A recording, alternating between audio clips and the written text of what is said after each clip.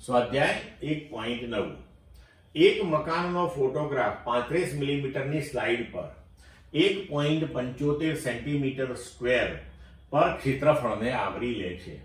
આ સ્લાઇડને એક પડદા પર પ્રોજેક્ટ કરતા પડદા પર મકાનનું ક્ષેત્રફળ 1.55 મીટર સ્ક્વેર મળે છે.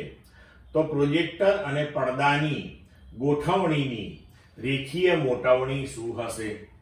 તો આપણે જાણીએ છીએ કે મોટવણી એટલે કે પ્રતિબિંબની સાઈઝ ભાગ્યા વસ્તુની સાઈઝ. હવે અહીં આપણે ક્ષેત્રફળના પદમાં લખ્યું છે બધું, તો આપણે ક્ષેત્રફળ પ્રમાણે મોટવણી લેવી પડશે. તો એને આપણે લખીશું કે ક્ષેત્રીય મોટવણી બરાબર પ્રતિબિંબનું ક્ષેત્રફળ ભાગ્યા વસ્તુનું ક્ષેત્રફળ. હવે તમે જુઓ કે તમને પ્રતિબિંબનું ક્ષેત્રફળ 1.55 મીટર સ્ક્વેર આપેલું છે. તો પ્રતિબિંબનું ક્ષેત્રફળ આપણે લખ્યું 1.55 મીટર સ્ક્વેર. હવે વસ્તુનું ક્ષેત્રફળ જે છે એ 1.75 સેન્ટીમીટર સ્ક્વેર છે. તો 1.75 સેન્ટીમીટર સ્ક્વેર છે અને મીટર સ્ક્વેરમાં ફેરવવા આપણે 10⁻⁴ થી ગુણી નાખ્યું.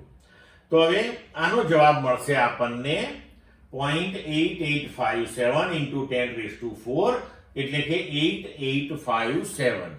હવે આપણને કહ્યું છે કે રેખીય મોટવણી શું છે, બરોબર? રેખીય મોટવણી આપણને કહી છે. તો ક્ષેત્રફળ ઉપરથી આપણે રેખીય મોટવણી લેવી હોય તો આપણે ક્ષેત્રીય મોટવણી જે છે એનું વર્ગમૂળ લેવું પડે, કારણ કે ક્ષેત્રફળ આપણને લંબાઈ અને પહોળાઈ ના માપનમાં મળતું હોય છે. તો રેખીય મોટવણી એટલે વર્ગમૂળમાં ક્ષેત્રીય મોટવણી.